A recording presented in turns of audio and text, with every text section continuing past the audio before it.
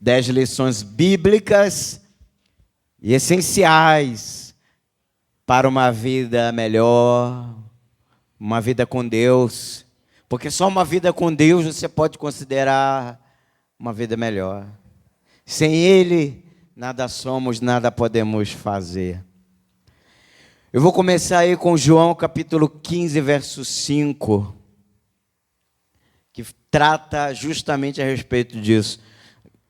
Que para termos esta vida melhor, para começarmos bem o ano, é isso aqui que todos nós necessitamos.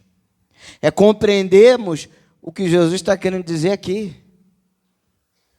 Vamos ler? João capítulo 15, verso 5. Eu sou a videira, vocês são os ramos. Quem permanece em mim e eu nele, esse dá muito fruto. Porque sem mim, vocês não podem fazer nada. E é verdade, abençoados. Então, não basta só a pessoa ter dinheiro, fama, poder,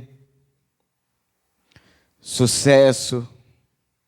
Essas coisas não são suficientes. Agora, Deus é tudo. Quando você tem Deus no coração, você pode até não ter muito dinheiro, mas isso não vai te abater, isso não vai te desanimar. Não se preocupa não. Esse Deus que está no seu coração e que ama você, e eu acredito que você o ama também, Ele é o seu pastor, nada lhe faltará. Jesus disse o que também? No capítulo 16, verso 33, nesse mundo tereis aflições. Aqui nesse mundo, você vai atravessar momentos difíceis, de tristezas, você vai sofrer decepções. Quem fala o contrário para você está mentindo. Ah não, vem para cá que você vai ser feliz pro resto da vida. E você nunca mais vai sofrer. Isso é mentira. Nesse mundo tereis aflições. Mas tende o quê? Bom ânimo. Isso não é para entristecer você. Você não tem Jesus no coração? Ele é maior do que os problemas que você vai passar, que você vai enfrentar. E é Ele que vai ajudar você, não o dinheiro. Ele vai ajudar você. Pode ser que Ele use alguém, ou Ele use até mesmo dinheiro para te ajudar. Um médico para te curar, mas é Deus. É Deus. Mas quando a pessoa não depende de Deus, não tem dinheiro, não tem médico, não tem remédio que dê jeito. Quem já presenciou isso? Eu já presenciei isso diversas vezes. Analisando o histórico da raça humana, não há como discordar das palavras do nosso Senhor, né? Sem mim nada podeis fazer. E é verdade. Todos precisam de Deus. Diga para quem está do teu lado isso. Você precisa de Deus. Eu preciso de Deus. Todos nós precisamos de Deus. Quer reconheçam isso ou não. Mas o que significa realmente precisar de Deus? Como podemos nos relacionar com Ele de forma sincera e profunda? Não como estão ensinando por aí, né?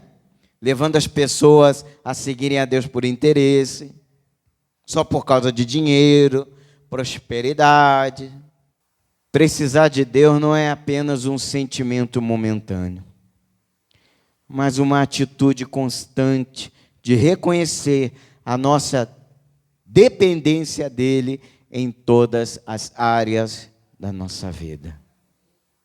Todas. Mas principalmente a espiritual, que é a área que na maioria das vezes nós demonstramos menos importância, menos cuidado. E erramos aí. A vida espiritual, não só do pastor, tá? De todos nós, requer os maiores cuidados possíveis. Você não pode ser descuidado com a tua vida espiritual. E não é tão difícil assim você cuidar da tua vida espiritual. É mais simples do que você imagina. A primeira lição das 10 que nós iremos examinar, eu considero a mais importante de todas, que é a obediência a Deus. E nós temos vários exemplos na Bíblia de pessoas que obedeceram e também daquelas que desobedeceram a Deus. Aí você analisa, pesa na balança. Por exemplo, pesa na balança a vida de Abraão, que obedeceu a Deus, e a de Saul, primeiro rei de Israel, que foi desobediente. Pesa na balança. Leia o livro de Gênesis a partir do capítulo 12. Primeiro Deus aparece para Abraão e diz: sai da tua terra, da tua parentela, da casa dos teus pais, e vá para a terra que eu te mostrarei. Deus não falou que terra seria essa. Deus só falou que ele tinha que sair de onde estava e partir para onde ele estava mandando ir. O que Abraão fez? Qual foi a atitude dele? O proceder dele? Único e somente. Ele obedeceu. E foi isso que fez com que Abraão se tornasse uma bênção. Ele não ficou ali, mas será que vai dar certo? Não, se Deus está falando, eu vou fazer, eu vou obedecer. E ele não era um jovenzinho ali disposto a se aventurar pela vida. Não, Abraão, quando ouviu isso, ele tinha 75 anos de idade. E não é fácil, né? Uma pessoa nessa idade passar por essa mudança radical. Foi uma mudança radical. Agora Saul havia recebido uma ordem tão simples de Deus, só que ele não obedeceu. E sabe o que é pior? Ao invés de ele se arrepender do que fez, não, ele procurou justificar o seu erro. Aí piorou as coisas. Mas como ninguém engana Deus, né? O que Deus falou para ele através do profeta Samuel? É melhor obedecer do que sacrificar. Então, abençoado, a obediência a Deus é tudo. É como está escrito lá em Deuteronômio capítulo 28, depois você leia, por favor. Deuteronômio em casa, com calma. Deuteronômio, quinto livro da Bíblia, capítulo 28, a partir do verso 1. Se você tiver o cuidado em obedecer a Deus, em fazer aquilo que Ele diz, Ele exaltará você sobre essa terra. E mais, o que está escrito no verso 2? Virão sobre ti e te alcançarão todas essas bênçãos. Agora Saul não. Saul perdeu tudo. Deus tirou ele do nada. Quem era Saul? Ninguém sabia quem era Saul. Saul não era ninguém. E Deus o honrou, Deus o abençoou, Deus o colocou como cabeça. Aí, em retribuição, quando Deus pediu para ele fazer uma coisa, ele não fez o que Deus mandou. Ele fez aquilo que ele achava que era certo na opinião dele. Mas sabe o que aconteceu? Deus se afastou dele. E é a pior coisa que tem. Porque Deus não castiga. Deus só se afasta de você. Só se afasta. Agora não pensa você que isso é simples. Se assim não é nada demais. Isso é a pior coisa que existe. E foi o que aconteceu com Saul. Mas quem rejeitou quem primeiro aí? Saul rejeitou a palavra de Deus. Deus o rejeitou também. Então, a obediência é a lição mais importante. Obedeça a Deus. Veja o que diz aí, Isaías capítulo 1, versículo 19. Se quiserdes e obedecerdes, porque é assim que tem que ser, comereis o bem desta terra. Essa tradução aqui que eu utilizei é a que mais se aproxima dos originais. Abençoados, querer todo mundo quer, na verdade, todo mundo quer. Mas isso não basta. Às vezes a pessoa ela pode ser simples e nem falam direito, mas se elas têm temor de Deus no coração, elas vão longe. Porque para Deus isso não é empecilho. Para o mundo é. Para o mundo, você não ter estudo é um empecilho. Eu não estou falando que você não precisa estudar, não. Estude. Eu sou a favor que todos estudem. Deus também. Temos que estudar. Mas para Deus isso não é empecilho. Às vezes a pessoa não estudou porque não teve condições, não teve tempo, teve que trabalhar cedo, enfim. Mas preste atenção, olha para a tua vida. Olha onde você chegou. Mas sabe por quê? Porque Deus esteve contigo o tempo todo. Você pode não ter tido estudo, diploma, mas uma coisa você sempre teve. E foi o que te ajudou esse tempo todo, que foi Jesus no teu coração. Por isso que você chegou onde você chegou. Nunca se esqueça disso. Tá? Agora estude. Não deixa de estudar, não.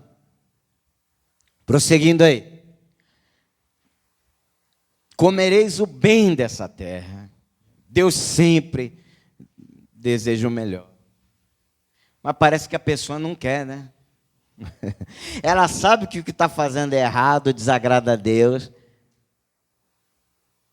Ela sabe, no fundo, ela sabe que isso não vai acabar bem. Mas parece que ela gosta disso. Não. Se apegue a Deus. E é tão simples. O que é obedecer a Deus? Obedecer a Deus é fazer isso aqui que Jesus ensina em Mateus capítulo 7, verso 24. Diz assim: portanto, quem ouve estas minhas palavras e as pratica, é como um homem prudente que construiu a sua casa sobre a rocha. Eu não coloquei tudo aí, mas todos já conhecem essa passagem, não conhecem?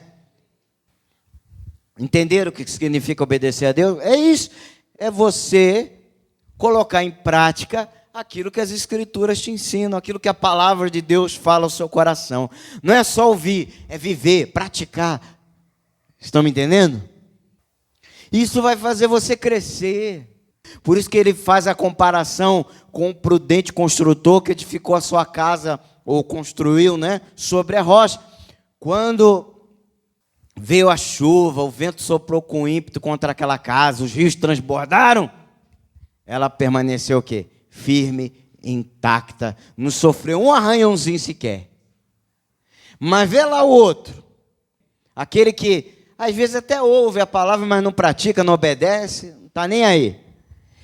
Jesus chama ele de quê? Insensato, tolo, irresponsável, que edifica ou constrói a casa sobre a areia. Olha que loucura. E é isso que muita gente está fazendo. Principalmente as pessoas que não querem saber de Deus, que viram as costas para Deus, estão construindo a casa delas sobre a areia. Não vai precisar de muito para essa casa cair, não. Já está caindo sozinha. Não precisa de muito.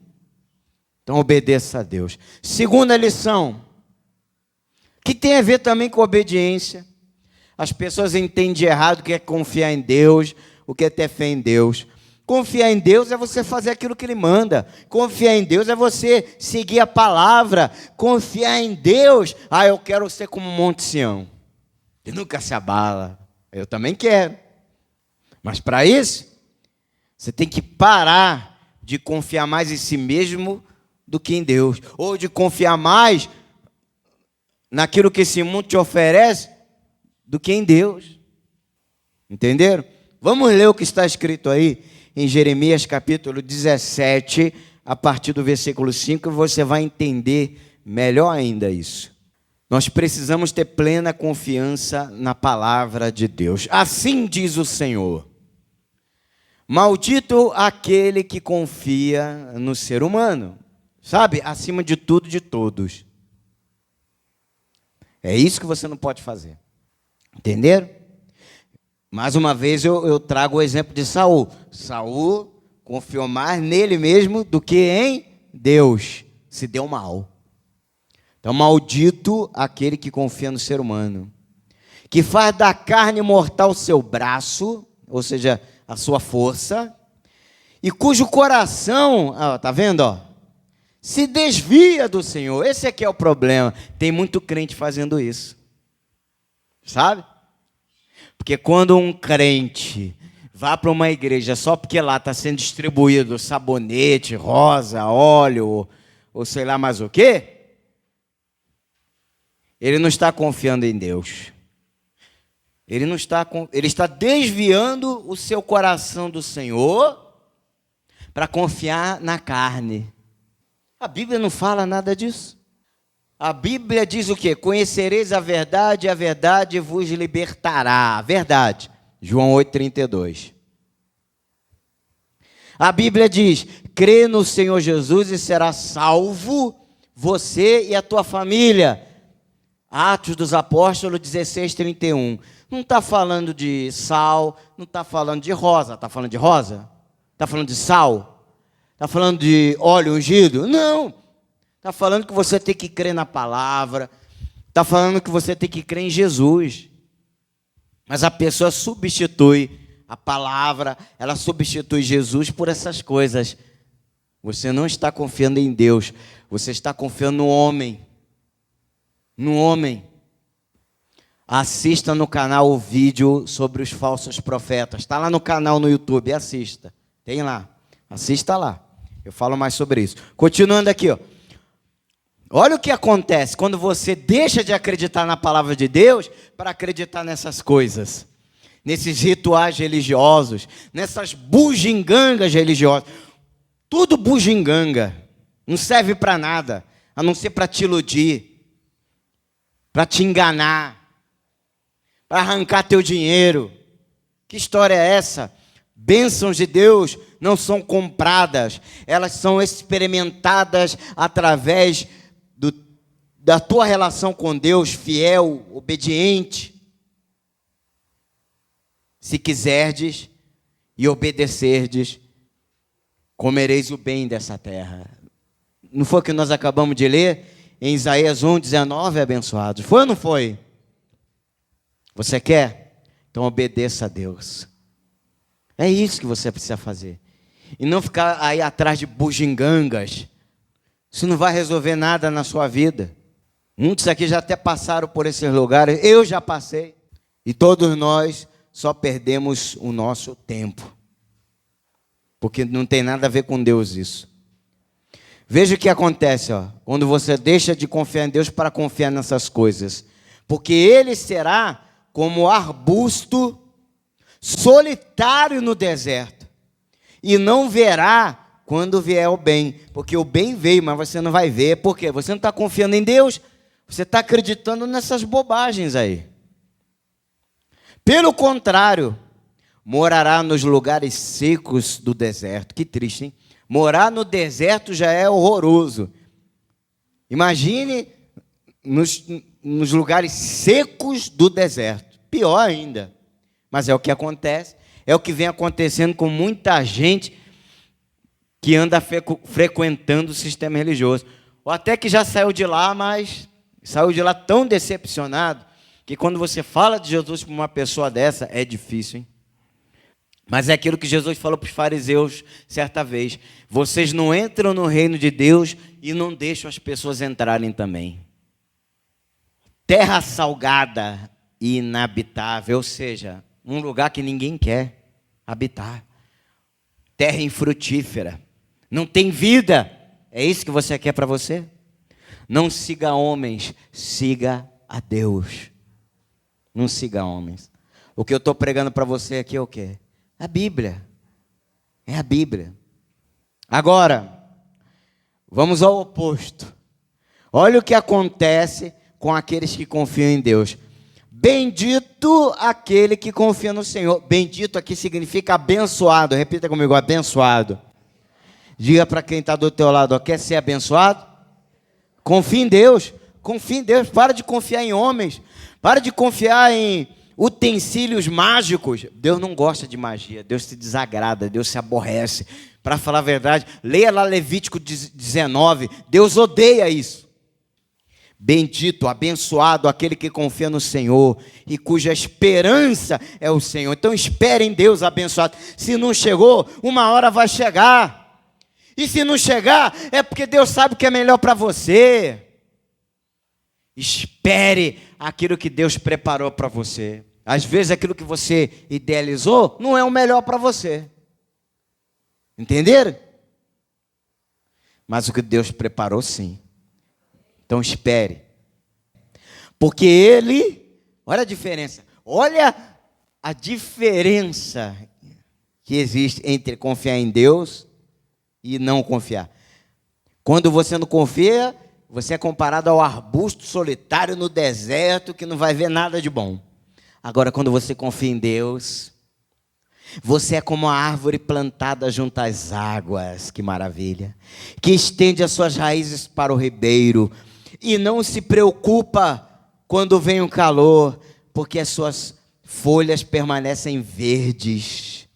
E no ano da seca, o ano do desespero, o ano da fome, não se perturba, nem deixa de dar fruto. Ou seja, quando você confia em Deus, Ele se torna o teu pastor. E sendo Ele seu pastor, nada daquilo que você necessita lhe faltará.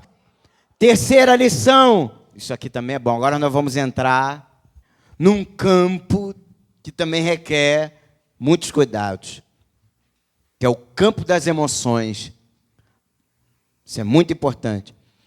Terceira lição, guarde o seu coração. Perdoe, pois você foi perdoado. Veja o que diz a palavra. Colossenses capítulo 3, versículos 12 e 13. Portanto, como eleitos de Deus. Quem é eleito de Deus aí, diga amém. Quem é eleito de Deus aí, diga amém. Um eleito de Deus precisa ser o quê? Parecido com aquele que o elegeu, imitador de Cristo. Lembra o que Jesus falou lá na cruz? Para aqueles que o crucificaram, e estavam lhe zombando dele, como se a crucificação não bastasse, né? Mas como ele retribuiu tudo isso? Pai, perdoa-os. Jesus os perdoou. Portanto, como eleitos de Deus, santos, santo aqui quer dizer separado, e amados, ou você é amado.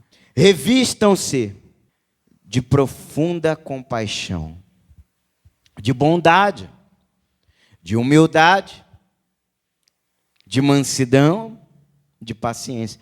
Por que Paulo cita todas essas virtudes aqui? Porque sem elas você não consegue perdoar ninguém. Busque por elas. Busque por elas. Pede a Deus. Eu peço isso todo dia. Ó Deus, me dê paciência, mansidão para viver esse dia. Paz, humildade. Nós precisamos de cada uma dessas virtudes. Continuando. Suportem-se uns aos outros. Exatamente isso. Literalmente isso. Você tem que suportar. Ah, mas pastor, o senhor não sabe. Aonde eu trabalho, olha, tem um pessoalzinho lá que eu vou te contar. Suporte, abençoado. Por amor de Jesus. E por amor a eles também, suporte. Suporte, tenha paciência, releve, perdoe. Graças a Deus, Deus vai fazer alguma coisa por você. Deus é a tua justiça. Suportem-se uns aos outros e perdoem-se mutuamente, caso alguém tenha motivo de queixa contra outra pessoa. Então você tem que perdoar. Assim como o Senhor perdoou você, perdoem também uns aos outros. Graças a Deus. Quarta lição. Isso aqui é interessante, ó. Ainda no campo das emoções. Não guarde nenhum ressentimento. Por exemplo, mágoa, ódio, rancor, amargura, tristeza profunda. E vai por aí fora. Por quê? Porque às vezes a pessoa fala que perdoou. Ah, eu perdoei, mas eu nunca vou esquecer. Então você não perdoa não, meu filho. Teu coração está sujo. E se o teu coração está sujo, não vai adiantar nada você dizer que perdoou. Não, não tem essa. Eu perdoei, mas eu não esqueci. Ou, tem gente que fala outra coisa. Eu não sou Deus para perdoar. Quem já ouviu isso? Tem gente que fala isso. Eu não sou Deus para perdoar. Bem, você não é Deus. Mas você foi criado à imagem conforme a semelhança desse Deus. Então você tem que ser como Ele. 1 aos Coríntios, presta atenção. Jesus não perdoou lá na cruz? Você nem passou pelo que Jesus passou. Você passou? Alguém aqui passou? Hein? Fizeram com você? Não, você está aqui. Então, se Jesus perdoou, quem sou eu para não perdoar? Jesus me perdoou. Eu não mereço o perdão de Deus. Alguém aqui merece? Mas mesmo assim Ele nos perdoou. Perdoou ou não perdoou? Então, quem sou eu para não perdoar? O que Paulo ensina? 1 aos Coríntios, capítulo 11, verso 1. Sede meus imitadores, assim como eu sou de... Paulo imitava a Cristo, principalmente nessas horas. Quando ele era maltratado, quando ele era injustiçado, quando ele era apunhalado pelas costas. Paulo sofreu tudo isso. Paulo foi traído, Paulo foi abandonado, mas ele perdoou. E quem sou eu para não perdoar? Não existe essa história. Eu não sou Deus para perdoar. Ou, perdoei, mas nunca vou esquecer o que fulano me fez. Está errado. Você não perdoou. Esse perdão não existe. Você está mentindo para você mesmo ao dizer que perdoou. Tem que limpar o teu coração. O que Jesus disse? Sermão do Monte, Mateus capítulo 5, verso 8. Felizes os limpos de coração, porque verão a Deus. Se você não limpar teu coração, você não vai ver a Deus. Guarde o seu coração e não guarde nenhum ressentimento, mágoa, ódio, rancor. Veja o que diz Levítico, capítulo 19, prestem bastante atenção. Levítico, capítulo 19, versículos 17 e 18. Não guarde ódio no coração. Isso é Deus falando, tá? Palavras de Deus. Não guarde ódio no coração contra o seu próximo. Mas, o que você pode fazer? Repreenda-o. Você pode fazer isso, corrigir, resolver as coisas. Procura resolver as coisas com as pessoas. Isso você pode fazer. Agora, se ela não quiser, aí é com ela. E não incorra em pecado por causa dele. Que isso? O que é isso? Ou seja, não suja o teu coração por causa de ninguém. Tem uma frase aí que as pessoas não sabem ao certo a quem pertence. Uns dizem que é de Shakespeare, outros falam que é de outra pessoa. A frase ensina o seguinte: quem guarda mágoa no coração, ódio, rancor, está tomando um copo de veneno esperando que o outro morra. Mas quem é que vai morrer? Quem está tomando veneno. Quem está se envenenando. Entenderam aí? Continuando. Não procure vingança. Tem isso também, tá? Não faça justiça com as próprias mãos. Entrega nas mãos de Deus. Ele é a tua justiça. Está lá no Salmo. Leia depois, Salmo 37, a partir do verso 5 até o 6. Entrega nas mãos de Deus. Não faça justiça com as próprias mãos. Não procure vingança. Nem guarde ira contra os filhos do seu povo. Mas, olha o que diz aí, ó, é isso que você tem que fazer. Ame o seu próximo como você ama a si mesmo. Eu sou o Senhor. Diga graças a Deus. Quinta lição. Isso aqui é interessante. Agora vamos para a área teológica. Cuidado com as falsas doutrinas. O que é doutrina? É ensino, é instrução. Nem todo ensino é bom. Então, cuidado. Cuidado com as falsas doutrinas. Cuidado. Porque os que seguem essas falsas doutrinas estarão debaixo de maldição. Eu não sei o que estou falando, é a Bíblia. Vamos ler? Gálatas capítulo 1, verso 8 diz assim: mas ainda que nós, ou um anjo do céu, pregue um evangelho diferente daquele que lhes pregamos, que seja o quê? Amaldiçoado. Mas não só quem está pregando. Quem seguir, quem prega outro evangelho, vai também ser amaldiçoado, vai estar debaixo de maldição. Então você acha que eu estou querendo competir? Quando eu falo aqui abençoados, não acredite nessas coisas, rosa, óleo ungido, que mais? Fogueira santa de Israel, que de santa não tem nada. Não acredite. Você acha que eu estou de brincadeira? Você acha que eu estou querendo competir? Não quero competir. Não. Quem quer competir faz igual. Não, não, senhor. Eu tenho temor de Deus. Eu não quero ouvir, quando chegar lá no céu, eu não quero ouvir o que Jesus vai falar para muita gente. Apartai-vos de mim, não vos conheço. Quem são vocês? Ah, em teu nome curamos enfermos. Orou nada. Em teu nome expulsamos demônios. Não expulsou nada. Em teu nome profetizamos. Não profetizou nada. Enganaram. Enganou muita gente. Não tem problema não.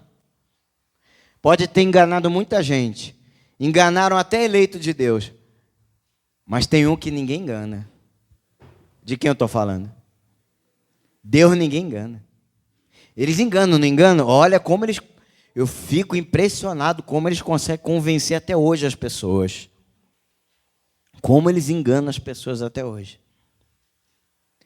Eu já não estou lá faz 25 anos. Há 25 anos atrás, Deus me libertou dessa escravidão. Mas eu fico triste em ver quantas pessoas ainda são enganadas. Mas Jesus, ninguém engana. E Ele vai dizer para eles, não vos conheço, apartai-vos de mim, vós que praticais a iniquidade. Porque eles são amaldiçoados, já foram amaldiçoados. Então quem segue essa patota vai para o mesmo caminho. Não sejam ingênuos também. Não sejam ingênuos. As pessoas são muito ingênuas. Não inocentes. Inocente ninguém é. Mas tem muita gente ingênua. Que é enganado com uma facilidade. Mas sabe por que é ingênuo? Porque não quer saber do conhecimento. Não quer. Não quer para uma igreja para aprender a palavra de Deus. Não. O que é idolatria? Idolatria é quando você substitui Deus por qualquer outra coisa. Você acha que é só imagem? Não. Porque não vive sem óleo ungido, não vive sem varinha, sem fitinha. Vamos lá, Efésios 4,14, está aí na apostila, não precisa. Vamos ler, não sejam ingênuos, abençoados. Não sejamos ingênuos. Veja o que diz aí. O propósito é que não sejamos mais como criança, porque criança é ingênua. Mas você é criança, não seja criança na fé. Não o que tem de criança na fé, crente criança na fé. Que ao invés de correr atrás da palavra, está correndo atrás dessas coisas, que só vão te sugar, vão te destruir. O que está escrito? Só um minutinho antes de eu continuar lendo aqui. Eu não posso deixar de citar essa passagem. Anote aí, ó. Oséias, capítulo 4, verso 6. O meu povo, quem é o povo de Deus? É o crente. Ele está falando de crente. O meu povo foi destruído. Por quê? Porque tem pouca igreja? Não. Igreja tem. Não, igreja tem. Pastor tem. Mas e conhecimento? É a verdade. O meu povo foi destruído por falta de conhecimento. É conhecimento que você precisa. Então, continuando aqui. O propósito é que não sejamos mais como crianças na fé, levados de um lado para o outro pelas ondas. Não é assim? Nem jogados para cá e para lá por todo o vento de doutrina. Eu vou aqui hoje porque vai ter unção com óleo. Semana que vem eu vou lá na outra, que vão dar rosa. E assim vai. E mais, e pela astúcia. O que isso é? Nada mais é do que astúcia, e Paulo também chama de esperteza de homens que induzem ao erro. Parece que Paulo está vendo tudo o que está acontecendo aqui hoje. Não é ou não é verdade? Isso foi escrito há quase 2000 anos atrás. Mas parece que Paulo está vendo tudo que está acontecendo hoje com as igrejas. Mas Deus já sabia. Paulo não sabia, mas Deus já sabia. Por isso que essa palavra aqui não é de Paulo. Essa palavra aqui é de quem? Essa palavra é de Deus. Não deixa acontecer com você isso não. não seja jogado para lá e para cá por todo o vento de doutrina, pela astúcia e esperteza de homens maus que induzem ao erro. É isso que eles fazem. Esses pregadores aí da lei, do sistema religioso, estão induzindo as pessoas ao erro. Depender de Deus é uma atitude que demonstra fé, confiança e humildade. Não significa que devemos ficar parados esperando que tudo se resolva sozinho, mas sim que devemos reconhecer que Deus está no controle de todas as coisas e que Ele pode nos ajudar a superar qualquer dificuldade. Deus, só dependendo de Deus. Depender de Deus é entregar a Ele os nossos planos, sonhos e projetos e confiar que Ele fará o melhor. Depender de Deus é também obedecer os seus mandamentos e seguir os seus princípios. Como está escrito, eu termino com esse salmo, Salmo 19, verso 8. Os ensinos do Senhor, não de homens, são retos e fazem o que mais? Alegram o coração. Só a palavra de Deus para fazer isso. Vamos agradecer a Deus, abençoados. Semana que vem, a segunda parte.